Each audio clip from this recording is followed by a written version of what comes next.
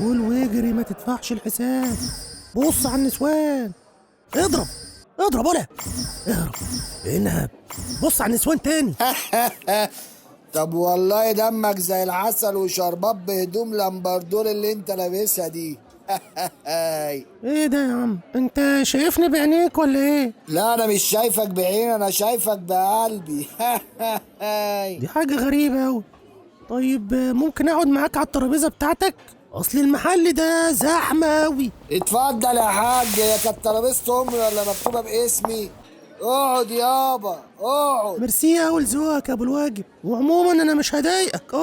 انا هضرب رغيف الحواوشي بتاعي في الفورتي فورتي وهخلع على طول، اصل ورايا شغل كتير. حواوشي ايه عليا الطلاق؟ لا انت واكل معايا كباب وكفتة. مد ايدك يا راجل. يا عم بس من غير ما تحلف بالطلاق، بلاش تعود لسانك على الكلمة دي غلط. عادي يا حاج، انا اصلا مطلق، بحب احلف بالطلاق كتير، تقدر تقول فولكلور مثلا. وانت ما اتجوزتش بعدها ليه؟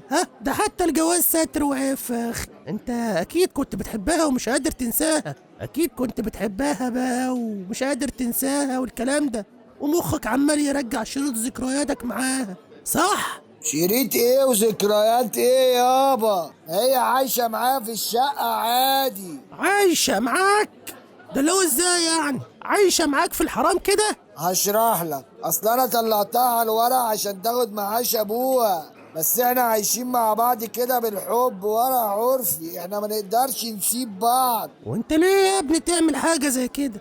كل ده علشان حتة معاش 1000 ولا 2؟ الحياة بقت صعبة يا عم الحاج، ده انا صرفت ورث اخويا في 3 شهور، الفلوس بتطير زي العصافير يا حاج. ايه ده؟ هو انت ورثت من اخوك؟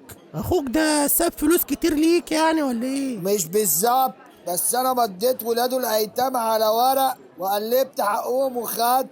الله يخرب بيتك يا ابني، ده انت مش بني ادم يا اخي. لو جالك لعمة كل عشاه، ما انت مش احن عليه من اللي عماه.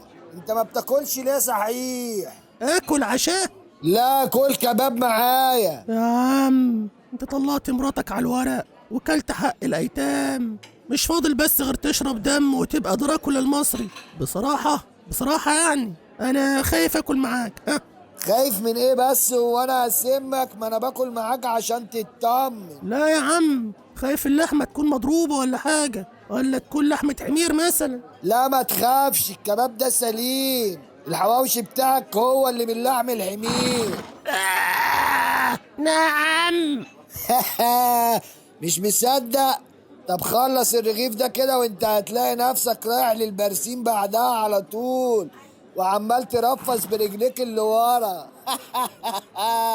وانت بقى عرفت منين ان الحواوشي معمول من لحمة حمير علشان ب5 جنيه يعني؟ لا عشان انا اللي بورد حمير للمحل ده. يا راجل انت بتهزر صح؟ لا والله مش بهزر، انا بتكلم بجد، اصل انا كل اسبوع بجيب لهم حمارين في المطبخ. وانت بقى عدم اللا مؤاخذة بتعمل كده ليه في الحمير يعني؟ عندك مشكلة مع الحمير من وانت صغير؟ ده اسمه بيزنس يابا، بيزنس.